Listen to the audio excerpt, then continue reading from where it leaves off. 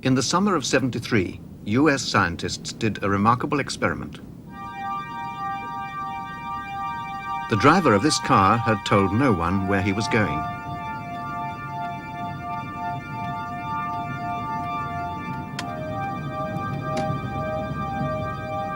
At the same time, 5 miles away, shielded from all known means of communication, physicist Russell Targ sat with a man who said he could describe the place the car would end up. By the currently understood laws of science, it should have been impossible. But it wasn't. These are the first words the man said. I'm seeing boat dock, boat jetty. Yes, definitely. Lots of little boats. Motor launch, sailboats. Definitely, boat dock or jetty. For the past 10 years, we've been investigating a phenomenon called remote viewing. Flashing. We found that many individuals are able to accurately describe what's going on in distant locations, blocked from any kind of ordinary perception. As a physicist, I would have to say one of the findings is that the mind is no longer limited by the parameters of the body. The person's consciousness and awareness is able to transcend space and time and describe what is going on hundreds or thousands of miles away or hours or days in the future. If you are going to go on holiday, actually, you're not going to go as far as what you even anticipate. You're hardly even going to get there. The public face of the paranormal. You'll be a survivor.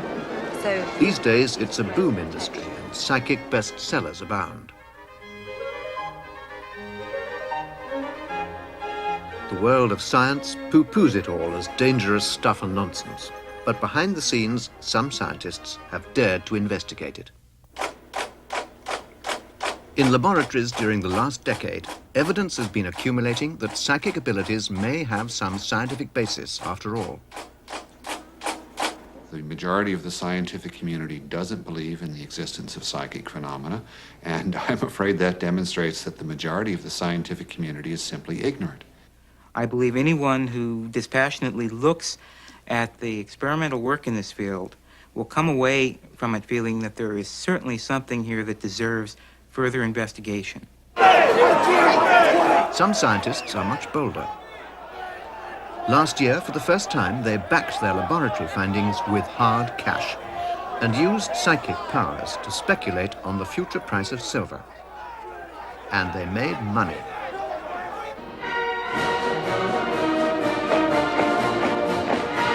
But in Russia, psychic research appears to have a more sinister face. To control people's behavior. But is it really credible that man has psychic powers? The power of language, speech, and reason, yes, and the 5 senses, but a 6th sense. What's the evidence for extrasensory perception?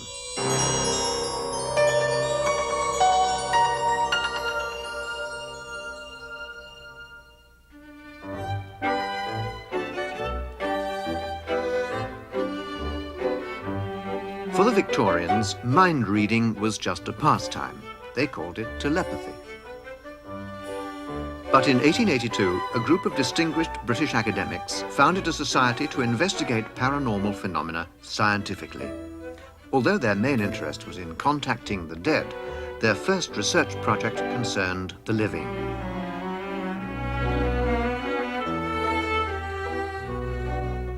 Then, as now, many ordinary people reported strange telepathic experiences and premonitions of the death of distant loved ones, especially when the death was unexpected or violent. They collected over 700 cases, but most other scientists were skeptical. They said this was only anecdotal evidence, and the cases could be explained as mere coincidence. If people had strange faculties, they should be scientifically investigated by psychologists.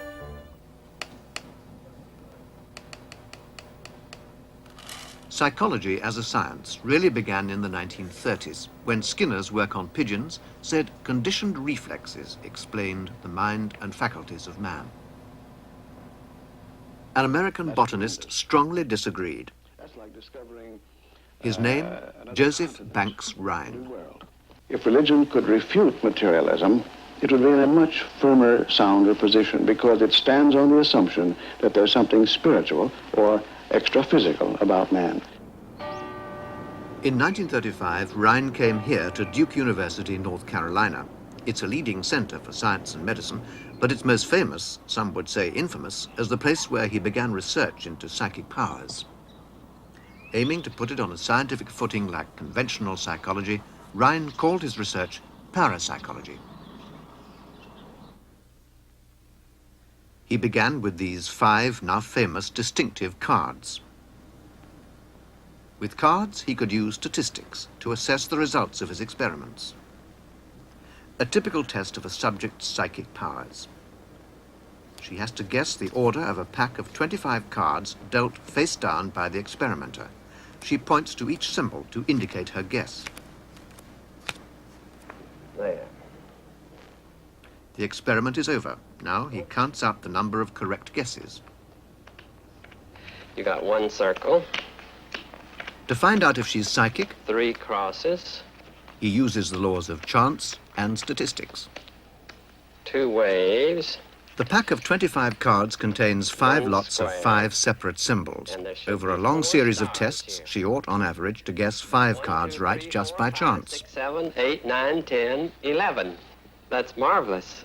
6, 1, But one experiment proves nothing. 4, 6. Rhine did thousands of 2, trials 2. on hundreds of people. This one tests mind over matter. Affect the fall of dice to make, say, double 6. 5, 1. 2, 1. Constant testing was necessary because for statistical proof, they needed consistent scores above chance. One complex experiment on foretelling the future. She has to list these symbols in the order she thinks the experimenter will list them after the test. A special book of random numbers tells him what order to put his list in. So this is a very good score. You would expect a score of 5 by chance, but you have a score of 11.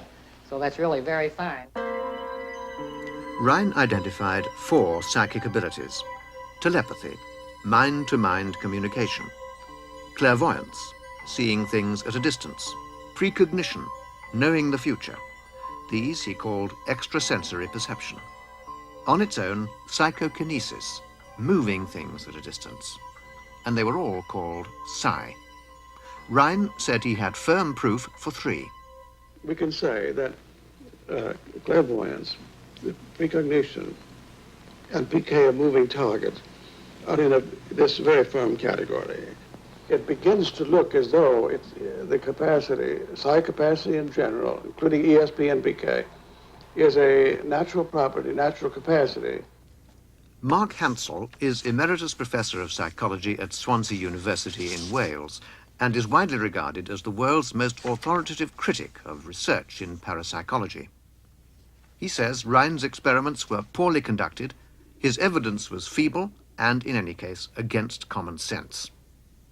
There are plenty of cases of everyday activities which, if telepathy were possible, or precognition, or psychokinesis, this would become quite manifest. If anybody was telepathic, they should be able to quite easily demonstrate the effect to anybody. I'd be completely satisfied by just talking to the person for a few minutes and asking to say what I was thinking of.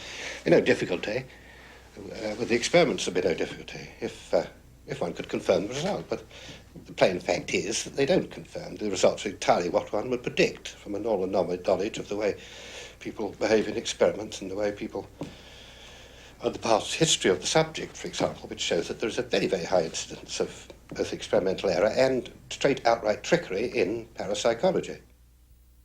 Since the 1930s, about half a dozen experimenters have been found fiddling their results.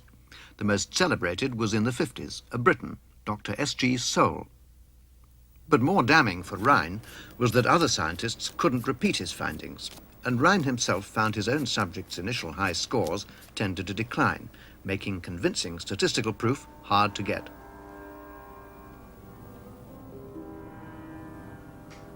So since then, parapsychologists have tried meditation, relaxation, and even hypnosis to improve performance.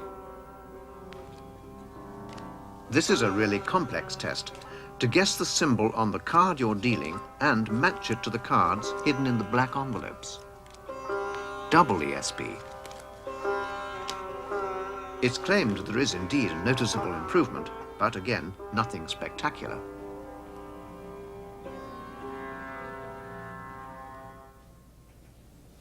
But at the City College in New York, Professor of Psychology Gertrude Schmeidler found a new way of improving on Rhine's results.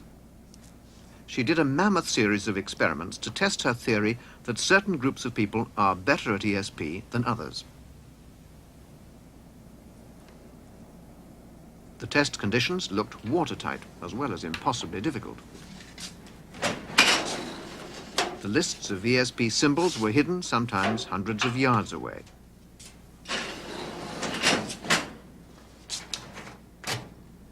Over 1,300 people agreed to take part.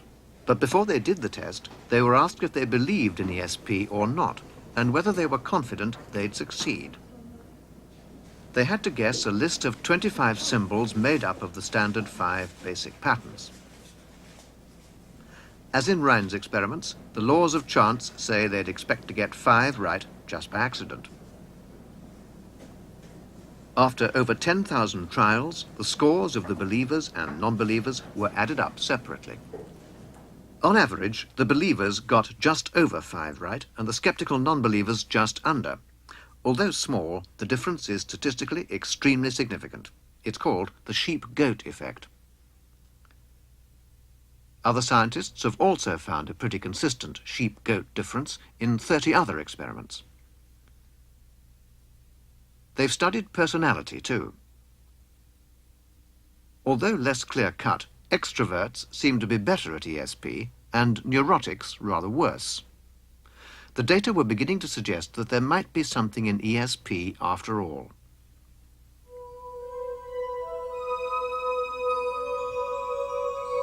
So, what's the evidence for the first ESP faculty? Telepathy. Parapsychologists knew that people often reported psychic experiences in their dreams. So in the early 60s at the Maimonides Medical Center in New York, controlled experiments were done in dream telepathy. A picture would be looked at by a sender who tried to transmit it to someone asleep in another room. During the night, the sleeper was woken and told to say what he was dreaming of. This is a recreation of a typical nightly trial. And a lady, a goddess, came walking over the ocean, and in her right hand, she let loose a butterfly, a green and pink butterfly. The laboratory reported significant results in 9 out of a total of 13 studies, which led Charles Honiton to design an even better experiment. Dreaming, hypnosis, meditation, and similar states do share certain common characteristics, the most important of which seem to be that they are all associated with functional sensory deprivation. So we developed a technique that involves a mild sensory deprivation or perceptual isolation procedure called Ganzfeld. Red globes over the eyes, white noise in the ears. A sensory deprivation technique developed by a German who called it Ganzfeld, meaning whole field. Again, the subject tries to pick up any telepathic transmission from the sender in another room. She's looking at Viewmaster slides of Las Vegas. This experiment is not a simulation. It was filmed as it happened. These were the subject's words. Some kind of a landscape.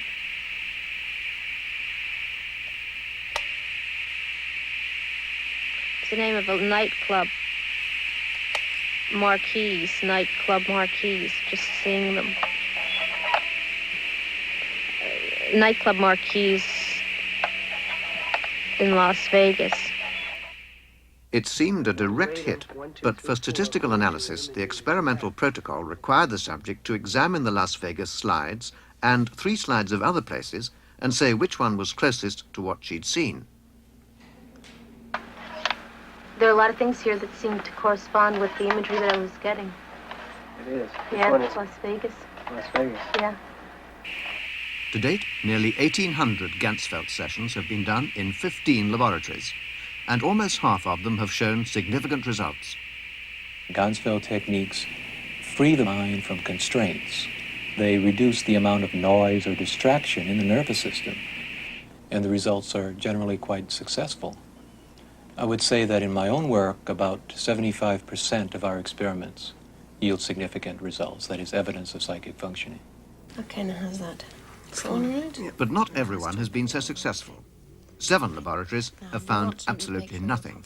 So tell me. Someone who has consistently failed to find any ESP is Susan Blackmore, once a keen psychic researcher.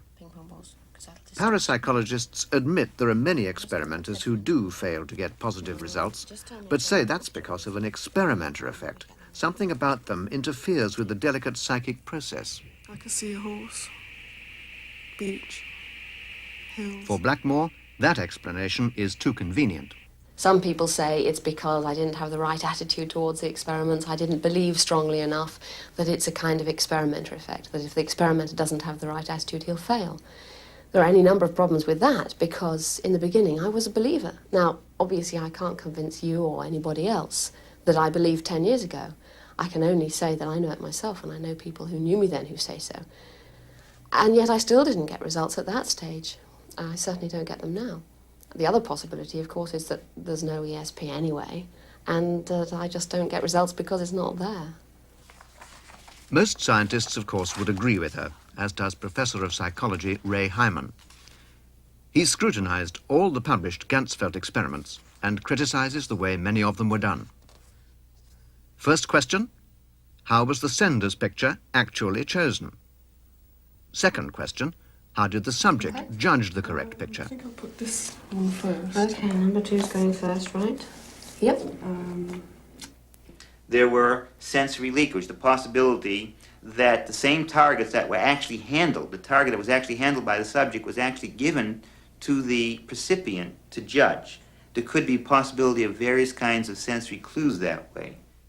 I found that 52% of their experiments used inadequate methods of randomization, like hand shuffling of slides and things that we know better now today. That might have been okay in the days of 30s when Ryan was doing experiments with cards, but not today. For example, if the sender's picture had been selected at random by hand, like this, Hyman said the experiment was invalid. It should have been chosen by computer. Hyman also discounted an experiment if the actual picture or slide being transmitted by the sender was the same one given to the subject to judge. Fingerprints or deliberate marks could have given a clue to the correct picture. And then that one's going to be last. Okay, fine. But Hyman admitted he couldn't explain direct hits like Las Vegas other than as coincidence. Nightclub marquees in Las Vegas. But Professor Hansel has another criticism. If they want to regard the subject as scientifically, as it were, demonstrated or proved, they have to accept the normal criteria which scientists adopt. And if one has to demonstrate the existence of some very unlikely phenomenon, one needs a demonstration of that phenomenon, which will almost invariably give the same result. So, a scientific finding to be valid must be almost 100% repeatable. But other psychologists disagree and say parapsychology is every bit as good as conventional psychology. The evidence for psi is comparable to the evidence for a variety of other phenomena in psychology. There's no great difference in the quality of the best researchers working in the field, the quality of the research they do, nor the nature of the evidence. It is true that the phenomena cannot be demonstrated on demand in the way in which in an elementary physics laboratory you can count on everybody's demonstrating exactly the same phenomenon. There's nothing like that in parapsychology. There's nothing like that in some fields of psychology, too. But because the phenomena don't seem so intrinsically unbelievable, people don't often put them to the test. Where they have been put to the test, there's often a lack of repeatability, too. In parapsychology, as in many fields of psychology, there is still a kind of repeatability in the sense that if a particular kind of experiment is done in many different laboratories by different people with different specific circumstances, similar results turn out very frequently, though not always. But the fundamental objection to the claims of the parapsychologists is that psychic phenomena appear to conflict with the laws of nature, and indeed physics, one of the most advanced and successful sciences in the world.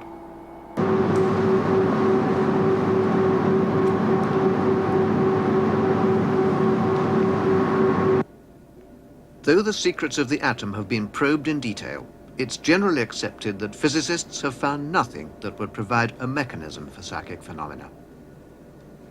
But the pioneers of quantum physics in the 20s did recognize that their revolutionary discoveries made the fundamental nature of reality a much more open and uncertain question than in the days of Newton.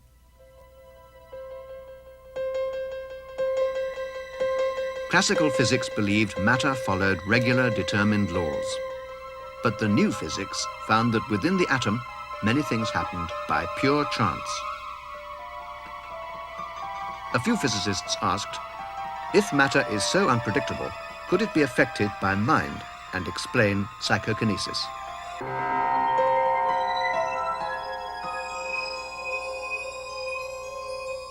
Some people, it said, have the power to move objects merely with their mind.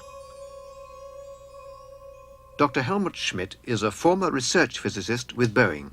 He claims that mind can indeed affect the fundamental particles in matter.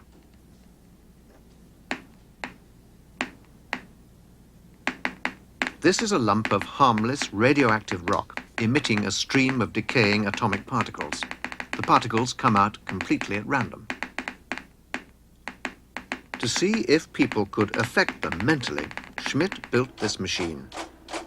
Inside, a radioactive source triggers the lights to go a step one way or the other, completely at random. Physics says there is a time when this atom decays is determined by pure chance. And so a good speculation, I think, is that where the physicist says this is pure chance, there the mind has a small place to enter. Schmidt found some promising subjects and after preliminary successful trials did a formal experiment with two of them. This is a reconstruction. Focus your attention, you feel one with the light, you think nothing else, just work on the light. You see it, you try to move it around this way.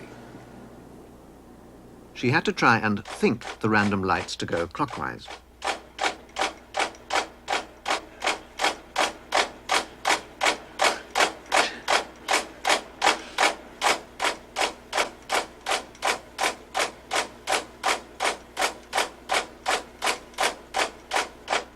The second subject had to do the same. Ready and go.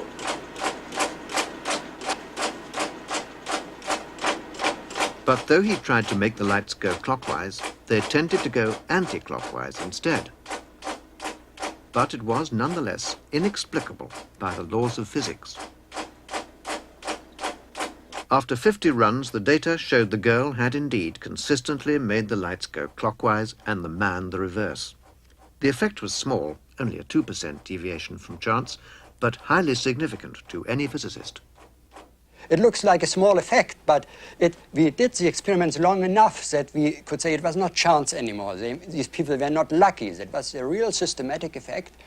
And 2% may not play a big role in, you ask what it is good for, but from the basic viewpoint, there is something which is inconsistent with physics. And we certainly are used to work with small effects in physics. Obvious thought, was his machine really random? Well, Schmidt tested it exhaustively, but he reported that when no one was trying to influence it, the lights moved completely randomly. But Professor Hansel believes the results can be explained by fraud. It is possible for that either the subject or the investigator or some other person could have contrived to produce that result.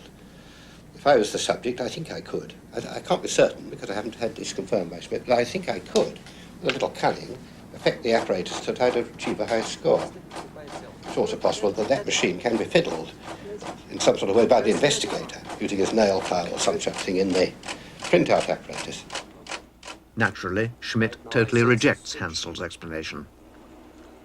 He says his machine had elaborate safeguards to detect any malfunction, including tampering, and there were 2 permanent records of each trial, in the machine and on tape. Even fellow critics question Hansel's approach. Hansel has a tendency to believe that if any experiment can be shown to be susceptible to fraud, then that immediately means it no longer can be used as evidence for psi. I do sympathize with the parapsychologists who rebut this by saying, well, that can be true of any experiment in the world because there's always some way you can think of how fraud could have gotten into an experiment. You cannot make a perfectly 100% fraud-proof experiment. This would apply to all science. Another of Schmidt's mind-over-matter experiments. Here he asked 35 subjects to try to make the red light come on more often than the green. This time, the experiment was run from 30 feet away in the basement. The lights were controlled by one of 2 random generators, which swapped between each other, also at random. One generator had much more complex electronics than the other, but interestingly, the subjects did equally well on both, scoring 4% above chance. Schmidt concludes psychokinesis must be goal-oriented. People seem to be able to make it work without understanding how they're doing it. But Professor Hansel's not impressed. It's very difficult to see why so much interest and time has been spent on these experiments. If Schmidt could get a reasonable demonstration and get about 4 other people or 4 other departments to replicate, get the same result, then one should start taking interest. And other people could see if they could get the result. And if it was possible, one would expect that in a very short time it would be completely established that using this apparatus, that people could affect the apparatus and change the emission of electrons, whatever Schmidt claims is happening. But until that happens, it's much more likely that these particles obey the normal laws of physics as we know them at present. But using identical apparatus in 1981, Dr. Dean Radin, a psychologist at the prestigious Bell Laboratories, published a successful replication. A year later, Dr. Robert Morris at Syracuse University published another replication. Charles Honiton did 3 replications in the mid-70s. In fact, 19 scientists have confirmed Schmidt's findings, including plasma physicist Robert Jahn. He's Dean of the School of Engineering at Princeton University, and in February 1982, he presented the data from a 15-month study of psychokinesis on random events inside a solid-state electronic component, with very similar results to Schmidt. Schmidt now believes his fellow physicists can no longer ignore the evidence. If present physics cannot explain these phenomena, that means that physics isn't complete. And physicists are quite used to drastic changes. They have changed their worldview in the past very often. And so I would expect in the long run a merging between psi research and physics.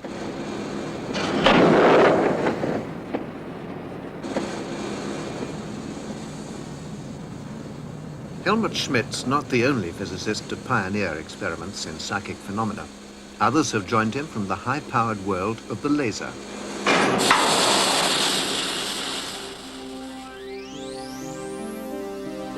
In 1977, 2 laser physicists published an account of their research at the Stanford Research Institute in California. Harold Puthoff is a laser patent holder, like his colleague Russell Targ, and they've made an intensive study of the third major psychic faculty, clairvoyance. The ability to perceive things hidden or at a distance.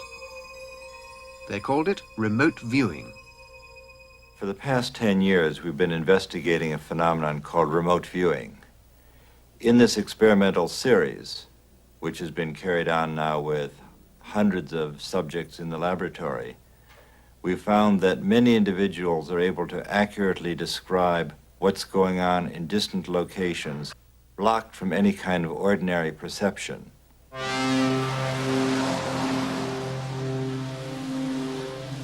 Stanford Research Institute is a major scientific establishment that handles hundreds of private and government research projects a year.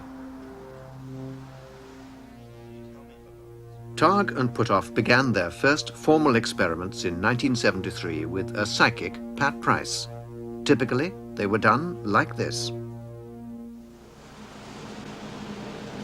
While Targ remained with Price in the laboratory, Puthoff left with a colleague for a nearby location without, naturally, telling Targ or Price where he was going. At a prearranged time, Price tried to locate him. The electrically shielded cage guarded against radio contact, and an impartial witness was always present. The Price experiments are among the most challenging in the whole history of psychic research, so we are reconstructing them in some detail, drawing on the records and transcripts of the original experiments. Pat Price, who was a bluff, no-nonsense police commissioner, died in 1975. What kind of place do you experience them at? What do they seem to be doing at their location? An actor speaks his words. Well, they seem to be high up in a tower. I keep flashing on Coit Tower.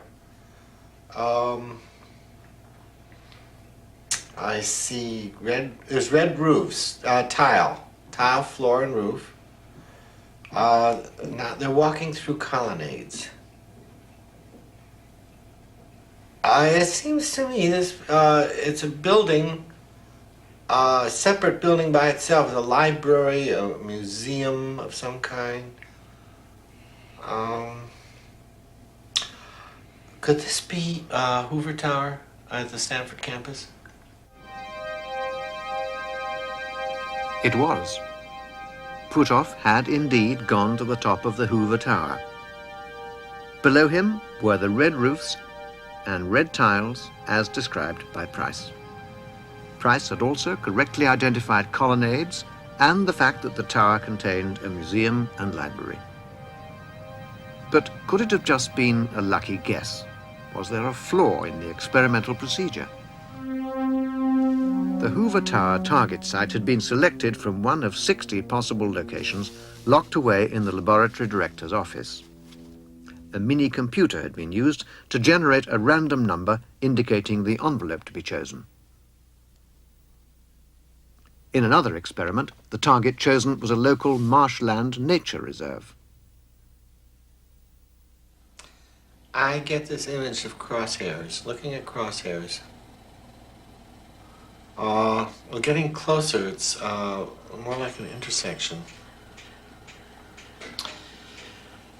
I get the feeling of a botanical area with crosswalks, very geometrically laid out. A direct hit, but notice the catwalks can only be seen as crosshairs from the air. Another target site, swimming pools. I get the impression of a water treatment plant. It looks like water storage tanks. There's a service road down here. Price sometimes drew what he saw. Chain link fence. We were surprised at the accuracy that Price was able to generate in his transcripts. In one of the cases where the target was a swimming pool complex, he actually described the dimensions of the pools to within 10% of their physical size. When he looked at the various sites he was able to describe for us, it was as though he came zooming in from thousands of feet in altitude, scanned the Bay Area until he found the people at the target site, and then described what they were looking at. It was not as though he was reading their mind, because frequently he would describe items at the site that the outbound experimenters hadn't even seen. For the fourth experiment, the laboratory director took matters into his own hands. Wondering if there might be some hidden flaw in the procedure, or indeed outright fraud, he drove out of SRI with Puthoff with deliberately no idea of his final destination.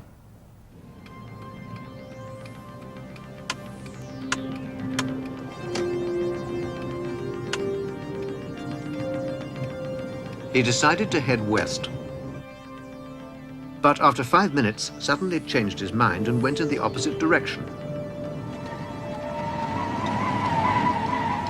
And then kept on changing direction at random.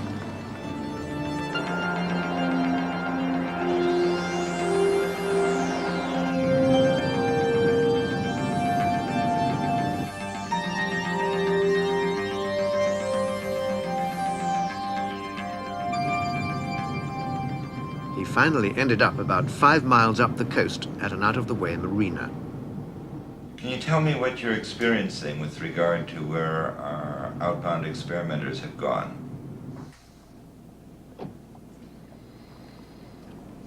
What I'm seeing is a boat dock or a jetty.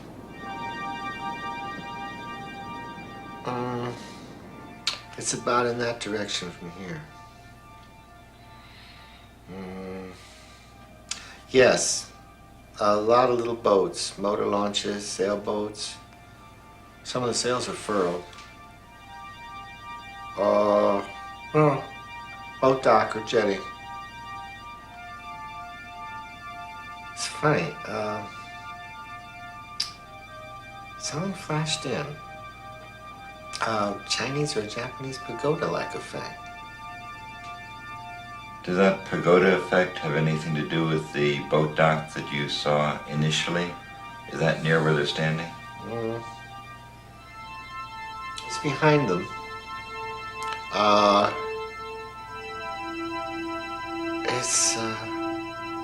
It's like a restaurant. Highly manicured lawn. Where the hell would that be? The building was indeed a restaurant. That summer, Price did 9 remote viewings in all. Targ and Puthoff then had all the data independently assessed. A scientist totally unconnected with the project went to each of the 9 target sites armed with transcripts of all the experiments. He was asked to read each transcript and then judge which of the 9 sites most closely corresponded to the various descriptions Price had given.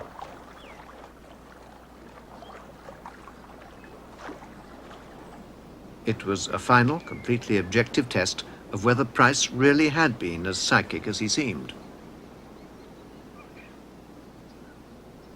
The results confirmed just how accurate Price had been. Out of the 9 sites that he'd remotely viewed, no fewer than 7 of his descriptions were clear enough for the judge to correctly match them to the actual site. Inevitably, results like that have drawn the critics' fire. Dr. David Marks is universally acknowledged as the world's leading critic of remote viewing. He's a psychologist in New Zealand and has conducted remote viewing experiments himself, but without success.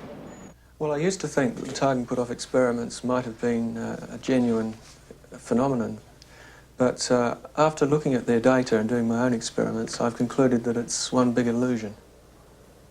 An illusion not because of the way the experiments were carried out, but because of flaws in the judging procedure. After scrutinizing the transcripts, he said the results had another explanation. I discovered that there were all kinds of cues littered throughout the transcripts. For example, dates, times, references to previous experiments that had been conducted earlier that day or the day before and so forth. And it also turned out that the list of places for the Price series had been given to the judge in exactly the correct order. so that it was possible to combine this information, to put the transcripts in correct order, and naturally produce a perfect matching with the target list. These are some examples of the cues Marx picked out from the transcripts.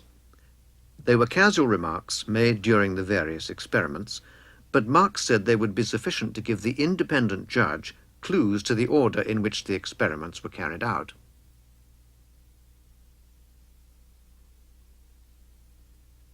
Marx gave those cues to independent judges in New Zealand, together with a list of the sites in the order the experiments had been done, and Marx claimed that from the cues alone, his judges were able to match up the viewings just as correctly as the one in California. But did the original judge really use those cues to make his assessment? Another psychologist who studied the experiment doesn't think so. From a common sense point of view, when you look at the degree of psychic functioning in the SRI remote viewing material, the cues are trivial. When the psychic is saying, I see a lot of little boats in front of me at a dock, and you're standing at the target where there are a lot of little boats in front of a dock, you don't need to look for tiny little cues that say this must have happened in an afternoon and must have been at least the fourth one in this series. You know what it's about. The psychic functioning is overwhelming. Nevertheless, Professor Tart conducted an experiment designed to assess the validity of David Marx's criticisms. He set about the painstaking task of going through each of the Price transcripts. First, he renumbered the transcripts so no one could possibly know in what order the experiments had been done. Then he removed all the cues, like times of day, the odd phrase Marx had complained of. Tart then found another independent judge who knew nothing at all about the experiments, gave him the 9 edited transcripts, and sent him off to the same 9 sites. The results were as before. Price was right on 7 occasions. But Marx says this still isn't good enough. Tart's judge would have had access to the book published by Targ and Puthoff, which actually prints details from at least 4 of the transcripts from the Price series. And so either by just looking it up in the book or by using memory from previously reading the book, the judge could have matched up the transcripts quite correctly by totally non-psychic means. And the other factor, of course, is that one of Targ and Puthoff's collaborators, Charles Tart, actually did the editing. And we simply can't trust this type of editing since he's obviously biased. It's a charge parapsychologists have often faced. This is what scientists call an ad hominem argument, and it's a wonderful compliment to one's professional integrity, because it means that what you've done is so obviously correct that your critics are reduced to questioning your integrity. I'm flattered and honored. Russell Targ has a more unorthodox response to his critics. Well, there's of course no way to deal with people who don't want to know. By and large, the critics who've been interested enough in our work to come to our laboratory, we have asked them to take part in experiments and experience remote viewing themselves. We'll sit them down, have someone go and hide in the Bay Area, and then with a lot of preparation on their part, we will be able to elicit a remote viewing description from them, which is often very accurate indeed. And the activity of experiencing successful psychic functioning has been a substantial motivation to skeptical people change their mind. Sympathetic scientists at SRI tried first. This tennis court was the target, and this is what was drawn.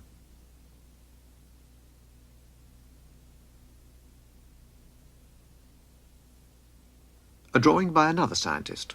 He described a building 40 feet high with a symbol on the wall. The target was a windmill 5 miles away. A totally skeptical scientist made these drawings. The target was a merry-go-round. How does Targ get ordinary people to do it? We spend a lot of energy getting their agreement that it's permissible and expected for them to succeed. We think it's important in dealing with viewers, especially inexperienced viewers, that we portray psychic functioning as an ordinary and desirable and useful mental ability. But in science, the key test of an experimental finding is whether it can be replicated. Dr. Elizabeth Rauscher is a theoretical physicist who has also investigated remote viewing. She's done 8 full-scale studies and replicated the SRI findings in 6 of them, sometimes over very long distances. One of her subjects tried to describe where someone was 2,000 miles away in New Orleans. Circular patterns and rings and discs, as if looking down on them from the top. It looks like a large saucer just sitting in the middle of a city. The person was here, at the Superdome. Remote viewing has even been tried across the Atlantic. Marilyn Schlitz, at 26, is one of the youngest of today's parapsychologists. In 1979, she published her first successful replication of remote viewing with 24 students as the viewers, and then decided to have a go herself. At noon every day for 10 days, she tried to find a friend of hers in Rome. He visited a different place each day, chosen at random.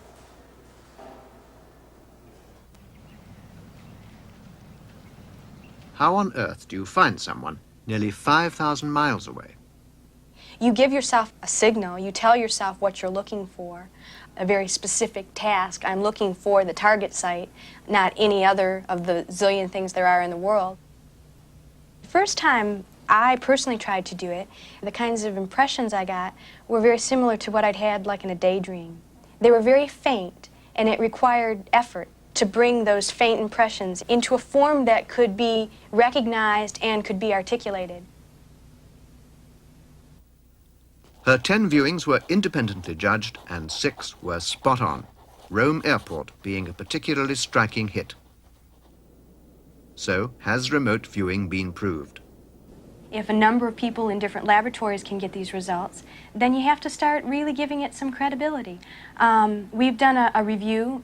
2 colleagues and myself have done a review of the remote viewing work and have found that out of 28 formal remote viewing studies that have been published, over half have been reported as statistically significant. And these are in various laboratories across the United States. I feel at this point that we have very strong evidence to support the remote viewing hypothesis. For many parapsychologists, the question is no longer, does remote viewing exist, but how does it work? Hella Hamid is a professional photographer and also a successful remote viewer. In a series of 10 experiments at Stanford Research Institute, she was asked to look inside a sealed canister from 200 yards away. To assess the limits of remote viewing, they wanted to discover how small an object the viewers could see. Hella Hamid was right 7 times. In one experiment, she made this drawing and said her strongest image was like a belt.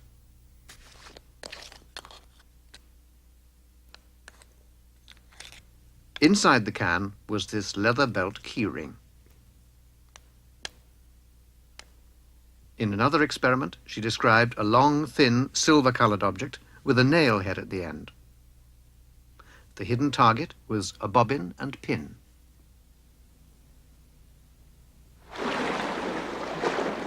If there are no limits on land, what about under the sea?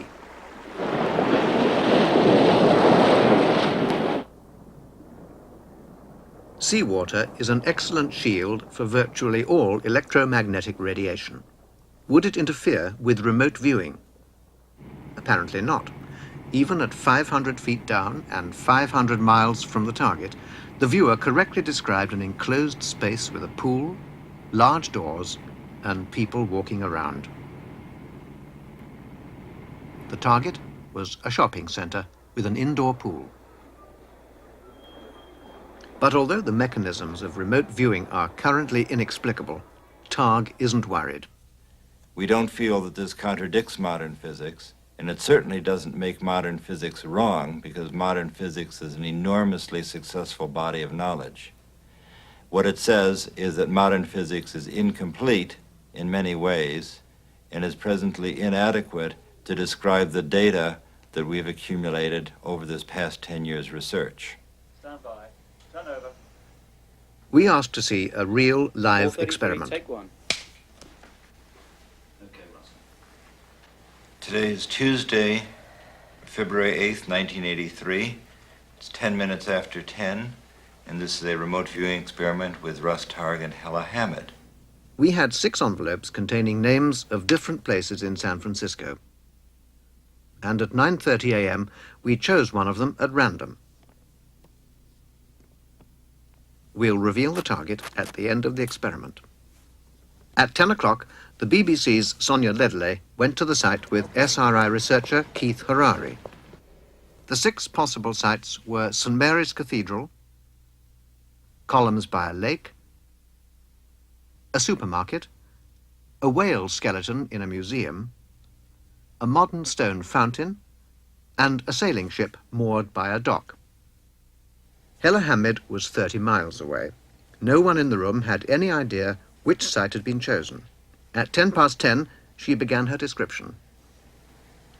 I've been having for quite a while an image of a very narrow light streak in the middle of a dark area, and I'll draw it in a minute. Very geometrical. It's a diagonal kind of. This is the light wood, you know, wood area. It's light. It's beige. Okay. And then along here is this wall, which seems to be made of large building stones or some other textured material. Can you pull away from the wall a little bit? Okay. As you stand where they are and look at the interesting aspect, what comes into view? You just pop your eyes open and look at the thing that they're standing at, looking at. They seem to be looking at some small detail of something.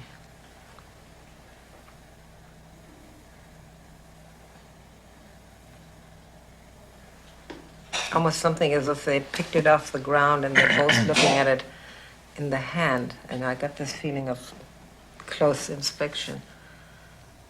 Hella, could you drift up in the air and look down on this site? Do you see a plan view that you could draw?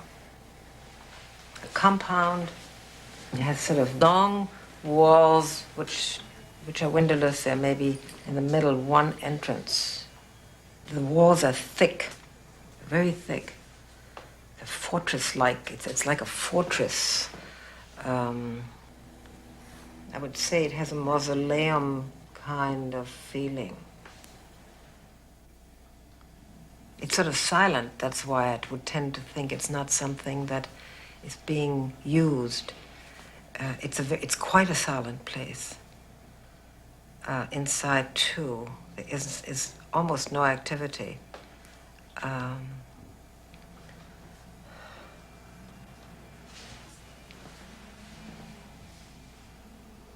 Museum-like. It's either fallen into disuse or it's not something that I would choose to spend a lot of time in. Okay? That sounds very good. That kind of feeling. Thank you. Okay. So, which site had they been at? Well, the throw of the dice had picked the whale skeleton at the local museum. Hella Hammett had said museum. She had also said thick windowless walls. As it turned out, the museum kept the skeleton locked up. Is it? They'd closed it to the public 3 years ago, and Hammett had used the words fallen into disuse. But she didn't report seeing the whale skeleton itself, although she had said mausoleum. She also said she got the feeling of close inspection. Sonia had indeed examined this stone.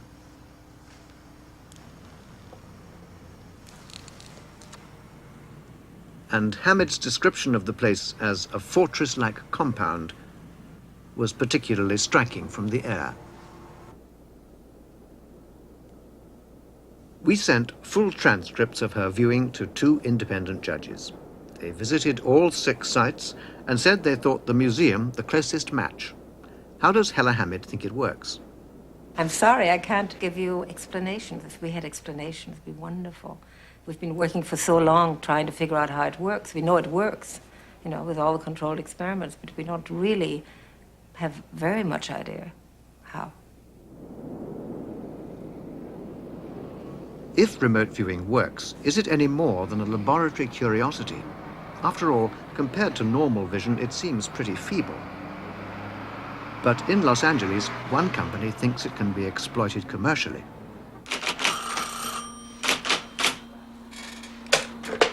Good afternoon, Mobius. Mobius was founded 6 years ago by Stephen Schwartz, a 40-year-old ex-Navy consultant. Okay, all right. From small beginnings, it now has 10 psychics on the payroll. Well, Mobius was set up to not only explore what psychic functioning is, but also what we can do with it. I think we've reached a point now in the last 100 years of research that we can say a reasonable man is willing to accept the idea that psychic functioning is a reality. And the question then becomes, well, what can we do with it? This girl has been murdered. Stabbed. It's very bloody. And I see this strange, kind of narrow room where the murder was committed. It was almost maybe like a mobile home. I think the man who did it is dark. For $5,000, Mobius will help you solve a murder case. The use of psychics by the police has a long and controversial history. Some report successes, others abysmal failures, and 2 controlled studies found psychics were useless. But Schwartz has a new system. He might have tattoos on his arm. I see a tattoo on his arm. The man is olive-complected, dark brown hair, brown eyes. He has a mustache. He's very clear in my mind's eye right now. In the same way that a journalist would talk to a lot of eyewitnesses, we have several psychics each picking up the same information and then average out their reports and come to some general consensus of what did in fact happen. I see him driving. We need to stop thinking of this as something that is occult or weird. We need to begin to think of this as a kind of remote sensing technique that has a signal-to-noise problem. Lancaster County Police Headquarters in Pennsylvania. Recently, they asked Stephen Schwartz to get his psychics to work on 2 unsolved cases. The one we saw earlier is still sub judice, but the district attorney, Michael Rank, was prepared to talk about the other, the case of a missing girl. I sent Mr. Schwartz a photograph of the missing girl and told him that we had a 14-year-old girl who was missing and we'd like to know her whereabouts and her condition. 2 psychics were given this photograph and nothing else. Both of the respondents indicated that we had a dead person rather than just a missing person who was alive, some unknown location. Both of the respondents gave a cause of death, which at the time seemed to be paradoxical. One said that the cause of death was suffocation. The other said, I believe she was struck on the head. That didn't make any sense at the time, but when we discovered the remains, that turned out to be exactly what happened. She had had a stocking stuffed in her mouth, which caused a blockage of her throat airway. She had been struck on the cheek, causing fractures which extended into the sinus area, which would have caused bleeding to block the nasal passages. So after she was struck on the head, the bleeding blocked her airways and caused her to suffocate. Rank said the psychics were also accurate about where they'd find the body. It's impressed me enough to try it when we don't have anything else going. I think that naturally you couldn't use this as an investigative technique in every case. But if you've run down all your leads and you've got no place else to go, I think that it can give you some fresh approaches and it can stimulate the thought processes of the investigators. Mobius have also gone into archaeology. In 1977, they located an unknown sunken ship. But their biggest project was to get psychics to find a buried city near Alexandria. Archaeologists already knew the city was somewhere in a 200 square mile area. Schwartz's psychics were spot on first time, locating this building and even describing some of the objects that would be found. The psychic is a kind of remote sensing device which will provide us with a signal that has useful information in it. This is not a cure-all. It is not a magic bullet. It is not weird. It is a new tool that needs to be studied and that I think has a contribution to make to both science and humanity. The most widespread application of psychic powers is claimed by healers. They've had a long and distinguished history. Healers always have a steady stream of patients medicine has rejected as incurable. Healers believe that it's possible to cure disease using only the power of their minds. Mind over matter, psychokinesis.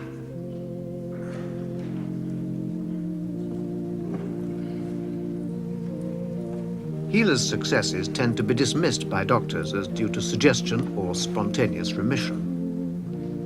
But many parapsychologists now believe there is a psychokinetic effect at work. Dr. William Broad at the Mind Science Foundation in Texas is doing controlled experiments to test whether it's really possible to affect someone at a distance. In an isolated room 100 feet away, this girl is being played relaxing music. The state of her autonomic nervous system is being measured by skin resistance monitors on her fingers. The experiment is run automatically by a computer program. This tone is the computer's signal for a trial period to begin. Broad now tries to influence the girl. She's already relaxed, but during the trial periods, Broad tries to calm her even further. She, of course, has no idea when those trial periods are.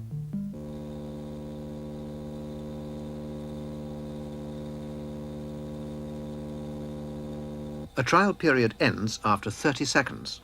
Broad stops influencing, and immediately the pen trace, having been quite flat, starts to move. What we're showing you is not a simulation or a recreation. The experiment was filmed as it happened.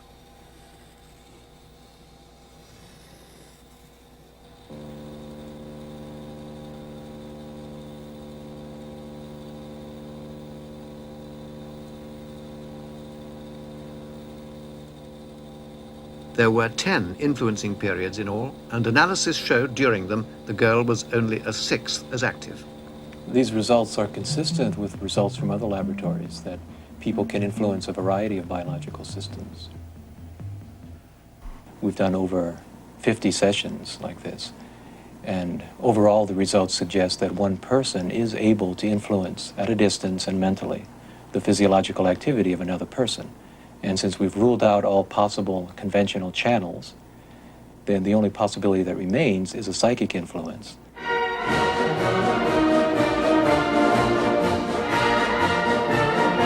It's in Russia that research on affecting people at a distance has been most developed.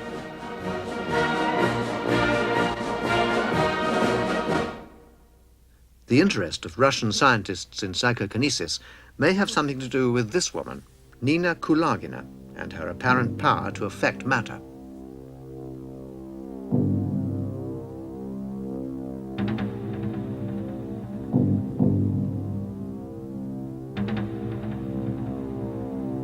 In the West, parapsychologists often consider this kind of area a minefield because many of the effects can be achieved by trickery. But in Russia, psychokinesis is taken very seriously. Karl Nikolaev is another Russian with apparent psychokinetic power. He's taken part in controlled experiments to discover its mechanisms.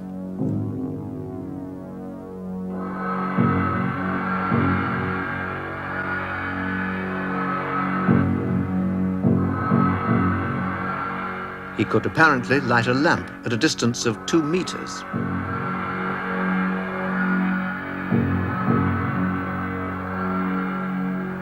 Of course, it could be a clever trick, but the experimenter, Dr. Gennady Sergeyev of Leningrad, said the effect was genuine. He concluded psychokinesis might be some kind of electromagnetic radiation. But most of what the Russians are doing never gets out. A Soviet parapsychologist who now lives in San Francisco is Dr. Larissa Vilenskaya. For 7 years, she worked in Moscow's Laboratory for Bioinformation, working on clairvoyance and healing. She says much of the Russian research work is top secret. There are at least half a dozen places in Moscow, Leningrad, and Almaty which do conduct classified studies in the field, and the direction of these studies is remote hypnosis and remote influence with the attempt of changing psychophysiological state of a person. The Americans appear to take it seriously. In the last 10 years, the US Defense Intelligence Agency has done 3 separate reports on Soviet research into parapsychology. In a section on what they call telepathic behavior modification, the documents openly speculate on the military potential of the Russian research, using psi to influence an enemy. This is the kind of thing the Americans appear to be worried about. An experiment between 2 psychics described for us by Dr. Vilenskaya. Kamensky was in Moscow and Nikolai was in Leningrad, and the distance is something like 600 kilometers between the cities. Kamensky imagined that he tried to strangle Nikolai. Nikolai was unaware at all what kind of telepathy transmission could be, but he felt that he couldn't breathe. And the test was accompanied by physiological monitoring, and this showed that the psychophysiological state of the subject was so dangerous that the physicians wanted to stop the test immediately. He was on the edge of unconscious state, and suddenly everything disappeared and he came to normal state just because Kamensky in Moscow stopped to transmit this image. Just mental transmission, no devices, nothing, just power of our mind of a trained person.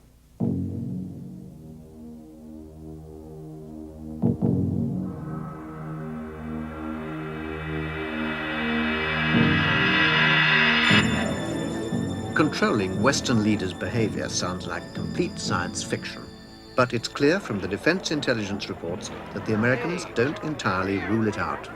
Well, now you'll make me all homesick again. Professor Tart has done a study of military research in parapsychology. Is there really any truth in it? I'm sorry you asked me about that.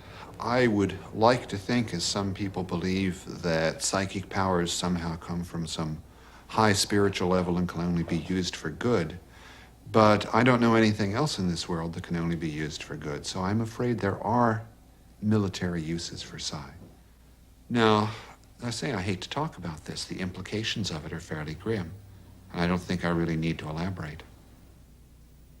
But behind the scenes, for over a decade, the US government has also been funding psychic research.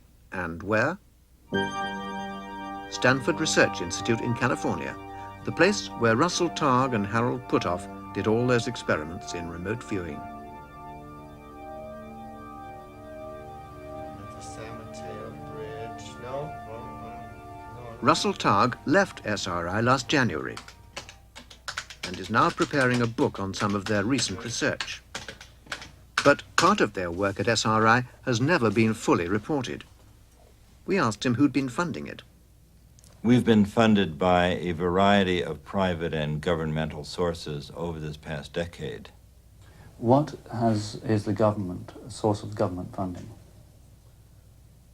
I really can't comment on the government funding at SRI. That would be a private SRI matter. Are you saying that the work you've been doing is classified?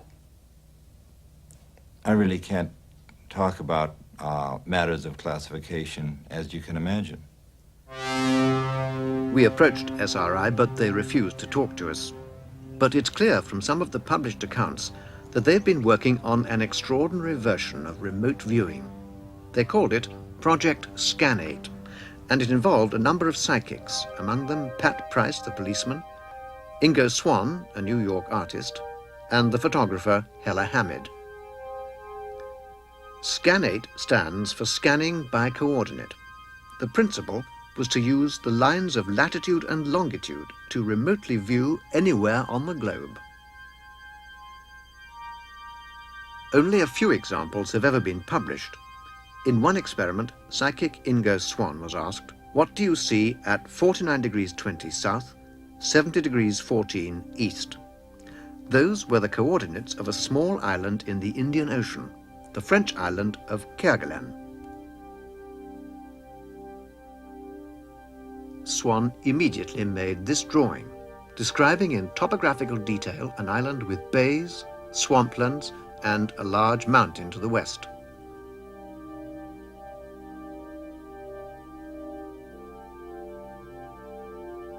Hella Hamid, who also took part in Project Scan8, answers the obvious objection.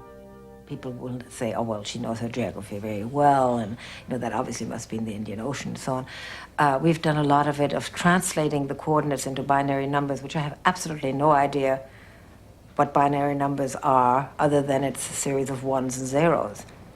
And that worked very well.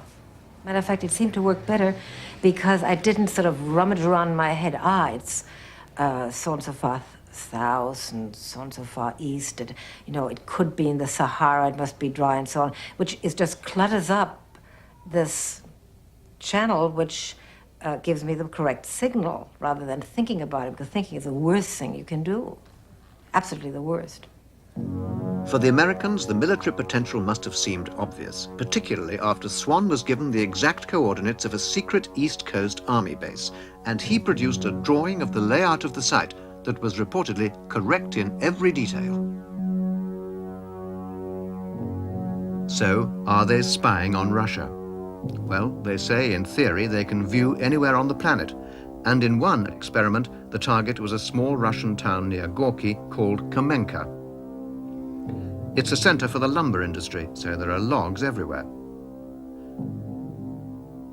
Psychic Keith Harari produced this drawing. It accurately showed a hill and buildings surrounded by poles. But have they viewed military sites? Well, in Washington, in a recent interview, the chairman of a congressional subcommittee on the intelligence services, Charles Rose, defended the SRI work by implying that military satellites had been used to verify it. All I can say is that if the results were faked, our security system doesn't work. What these persons saw was confirmed by aerial photography. There's no way they could have been faked. But why use remote viewing if you've got satellites? After all, spy satellites can now see objects only a few feet long.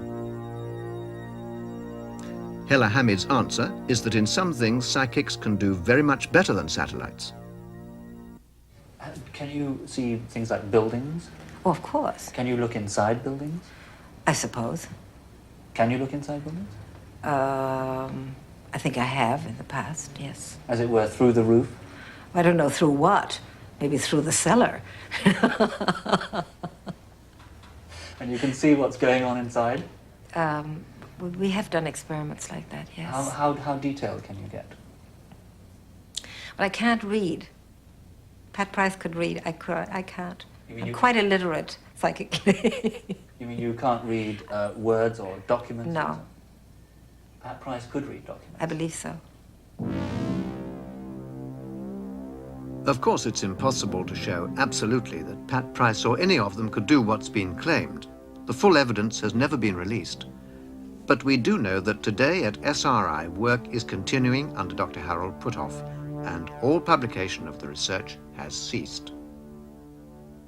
I'm sure that military research in Western countries on psychic stuff is inevitable for balance. My only hope is that somehow our culture will come to its senses and support open, unclassified research on parapsychology with investigators who have a humanistic, positive orientation toward human nature, so we can balance the inevitable negative uses that are going to be developed.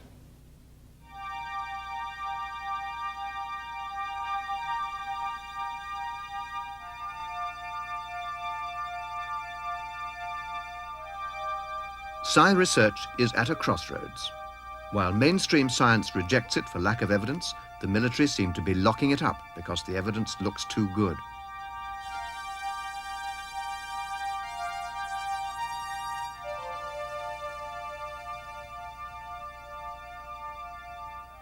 But last year, here in San Francisco, ESP entered the world of big business with the formation of a new company. It was called Delphi.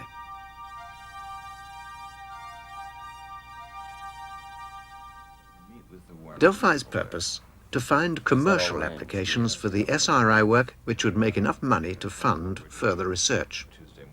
A board meeting. There's Russell Targ. Next to him, psychologist and psychic Keith Harari. He's been active in the field for over a decade.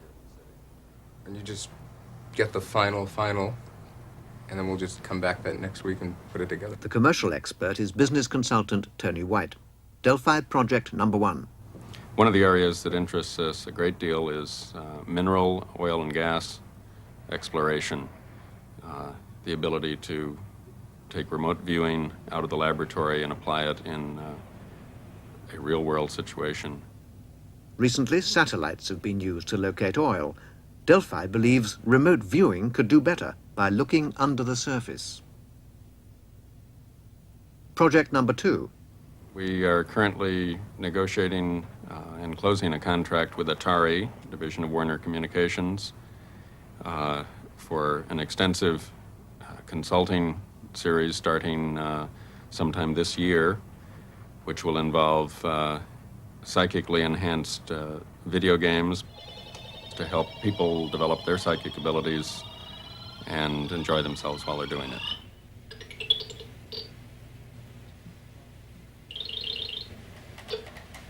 But there are others in the field. Charles Honiton's laboratory in Princeton has already developed a range of psychic video games. This is called Psyball. It's a test of psychokinesis. Keep the ball in the center of the screen with your mind. But Delphi's project number 3 is the biggest of all. It involves the last great psychic faculty, precognition.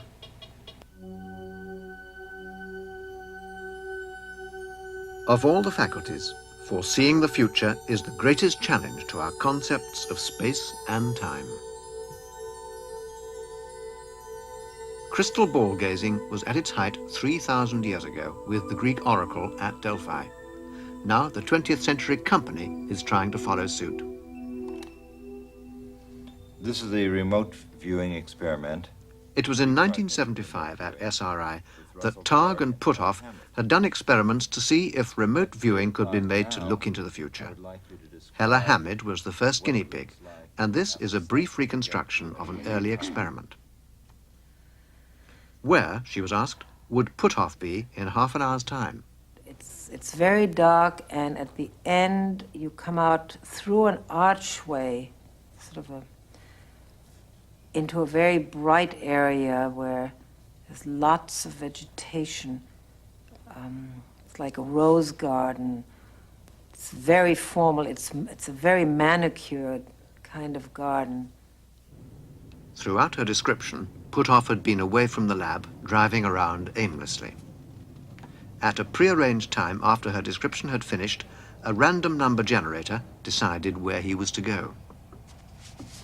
There were 9 envelopes, each containing a different location. Any one of them could have been chosen. The random number generator said 6, and 6 said go to Stanford Hospital Plaza. Half an hour before, Hella Hamid had described seeing a formal manicured garden, and apparently here it was. The next day, another experiment. I got a quick flash of a black pointed area, like a hit of an arrow.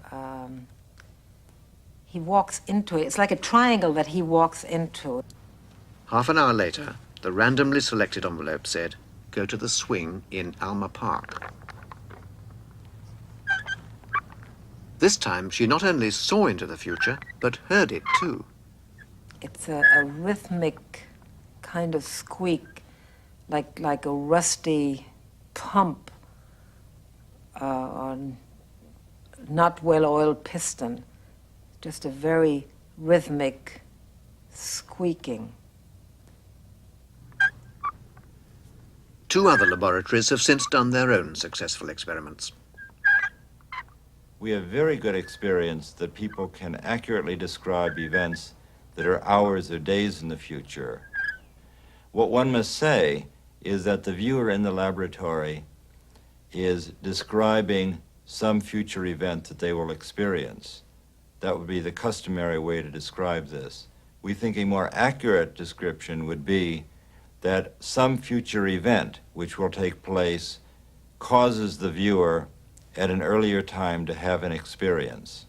To put in its worst form, the future event is creating his present.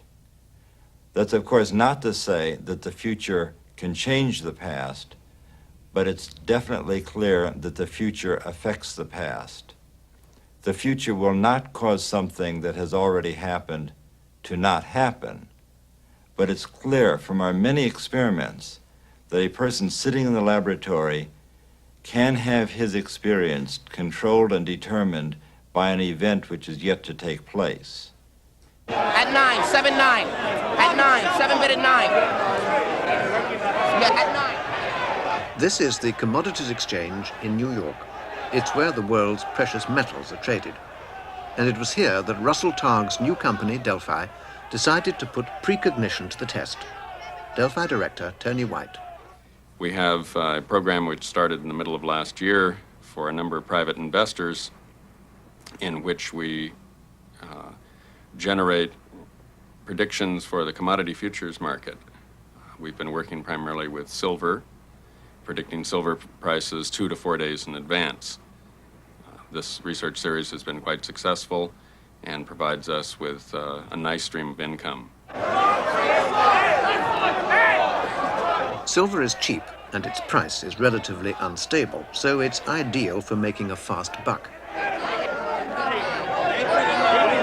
Delphi developed a system to predict on a Thursday whether on Monday the price of silver would be up or down more or less than 25 cents. Delphi said in 3 months to December they'd made 9 predictions, all of which were correct. We asked an experienced commodity trader to comment. The most unusual aspect of these people is that their ability or their willingness to predict not only the direction of a move and the magnitude, but to give you in silver a 25-cent prediction from Thursday to Monday, which is really sticking one's neck out. And I'm sure that they're the only people that I've ever heard of in the business that would go that far in a predicting way. And in terms of being right 9 times out of 9?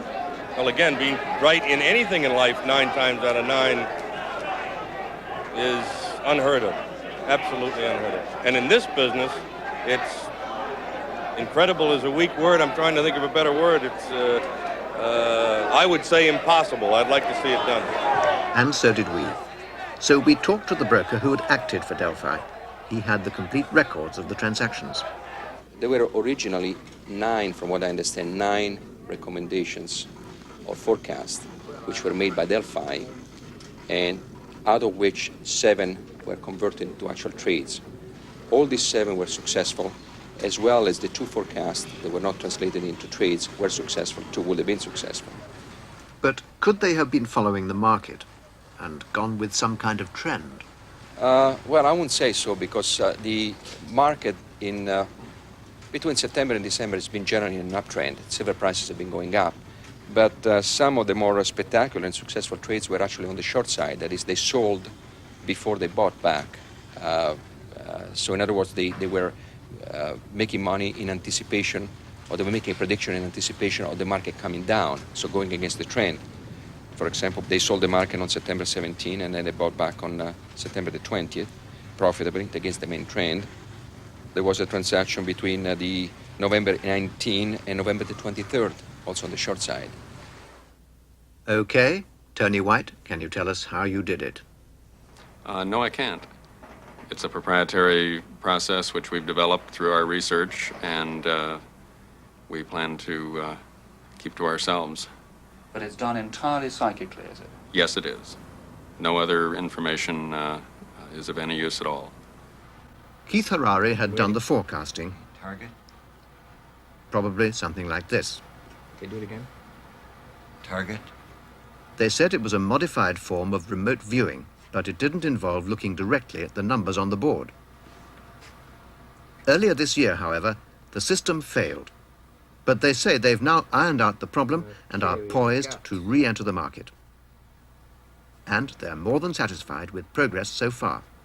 Our investors made profits in the middle six figures, 1982. Middle six figures, but that is what, over $100,000? Six figures is the initial $100,000. So $500,000? Somewhere between 100,000 and $1 million. Parapsychology has come a long way since it guessed at cards. But orthodox science continues to reject it. After all, compared to our normal senses, they say, ESP and psychokinesis, if true, are feeble and erratic. And in any case, they violate the laws of physics and common sense. Extraordinary claims, they say, require extraordinary evidence. But parapsychologists say, today we now have that evidence in plenty. Historically, a lot of criticisms have been leveled against the area, which have all been met progressively. So now the scientist is left with two alternatives. Either these data are real and should be accepted as any other data, or some kind of fraud is involved. And this fraud hypothesis doesn't make sense in terms of the distribution of the effects and the people who are doing the experiments. It becomes almost as paranormal as the hypothesis under investigation to assume that there's some giant conspiracy of producing fraudulent data. Well, I think the evidence for the reality of psi is overwhelming.